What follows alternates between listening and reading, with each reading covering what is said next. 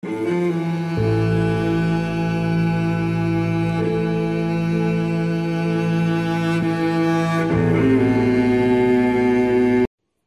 there were times when we heard the screams, we smelled the gas, and we smelled the flesh burning in the crematorium.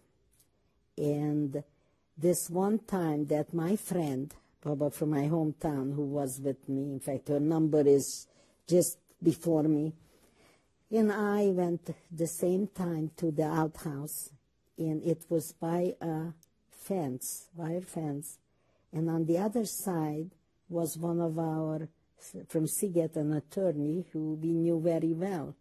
What was his name? Fuchs. Fuchs, I forgot his name. And we recognized him because he was in the Sonderkommando. He didn't lose that much weight.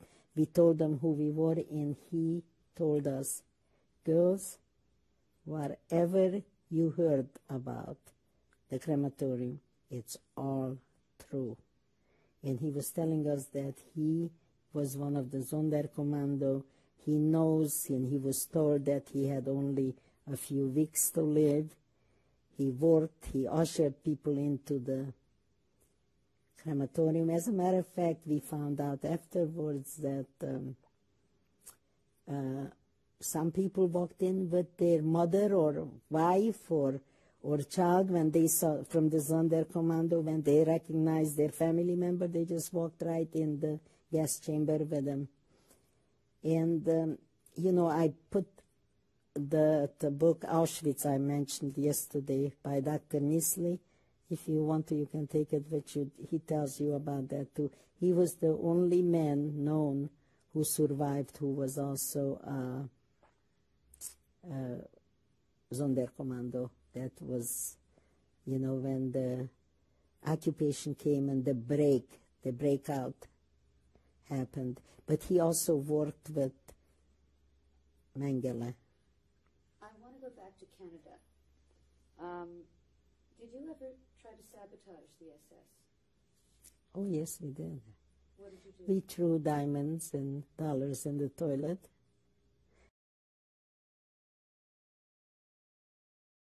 I must tell you, my boyfriend, he was 29 years old.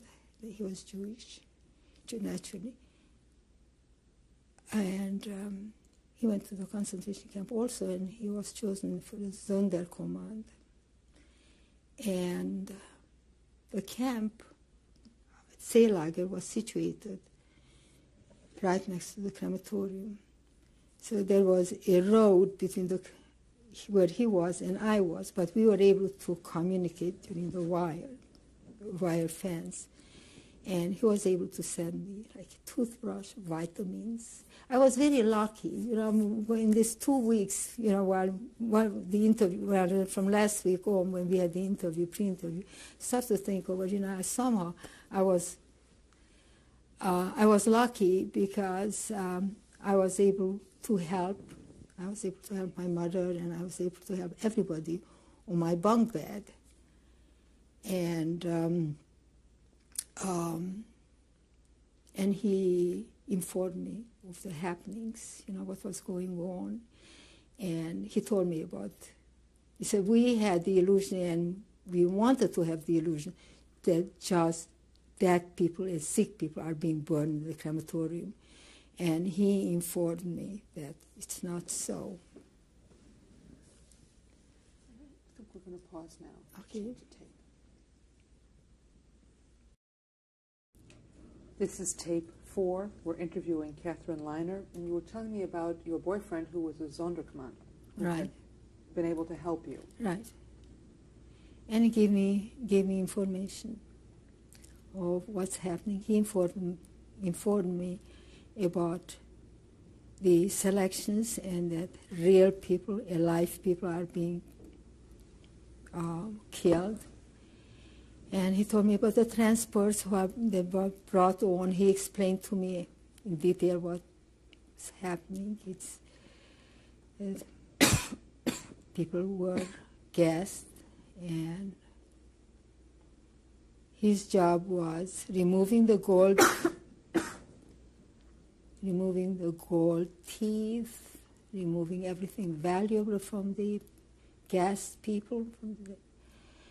And I came back with that information and I gave it to my friends whose mothers were not there, whose parents were not there, and they said, he's lying. It cannot be true. It's not so. They refused to believe it. And I felt very self-centered because I felt, they did tell me, it's easy for you to talk, you have your mother here, you know. But meantime, I was shaking. And there was no one to talk to, no one to tell them how I felt, that this is all true. They couldn't believe it, something like this was happening. Till my friend informed me that tonight they are going to take the people from Theresienstadt. I have to tell you about the people from Theresienstadt. They did come from Theresienstadt.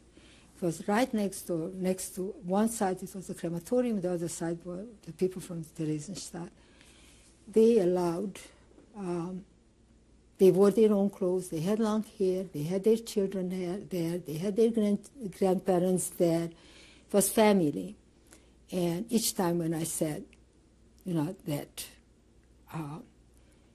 they are gassing people, my friends wouldn't believe it because there was the fact that people are their children and grandparents. And, so anyway, my friend informed me that tonight is going to be the night they are going to take the people from Theresienstadt. And after appel or after the roll calling, we were locked into our barracks. Doors were closed, lights were turned off. It was pitch dark and silence. Such terrible silence. I don't know why people wouldn't believe it, but they didn't speak, you know. There were 500 people in that thing. They didn't talk. Everybody was very quiet.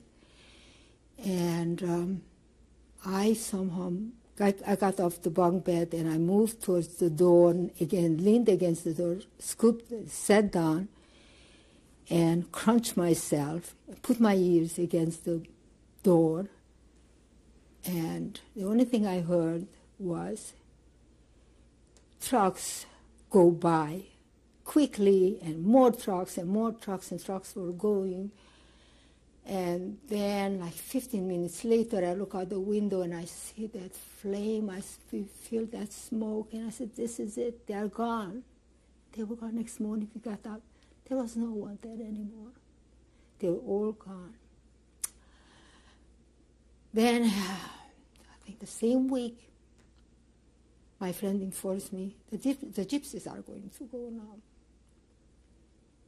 And the gypsies went. They didn't go quietly. They screamed, they carried on, they jumped off the trucks. And I was just praying, please let them stop that screaming, you know.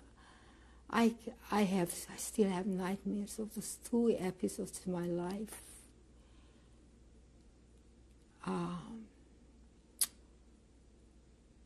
And again, you see the flames, you smell the smoke, and no birds, nothing. And we had to keep on going. Meanwhile, my friend informed me I have to get out from there. I have to leave my mother, because if not, there is no food there. I mean, I'm going to waste away, and I will end up the same place where everybody else. You know? And I made my friends go. I said, you have to go. You just have to go. So they are picking people with blonde hair, with blue eyes. You have blue eyes. Go. You might end up in a factory somewhere. You have to go. And they went. They all went. And I remained with my mother. And I had very ambivalent feelings because I wanted to go so badly. And I just couldn't leave my mother because I don't know, we just, I just had that feeling I had to be with her. Meanwhile, I'm sure you heard about the camp being destroyed, and the camp, the crematoriums. My friend told me that every 3 months they kill the people who work at the crematoriums because they didn't want any witnesses. The 3 months were up. And he wrote me a goodbye letter. I said, this is it. It won't be there anymore. And that night, we saw the big explosion. The crematorium was exploded. And they tried to escape, but they exploded the crematorium. He was caught and killed, the rest of them. So that's it, you know. What was his name? Maurice Fuchs, Fuchs. He looked like Charles Boyer. He was extremely handsome and very much of a debonair. It was just, and I was very impressed by him. He was so much older than I, and I don't know what would have happened. You know, I was a kid, and very much so. But anyway, I cared for him, and he was gone.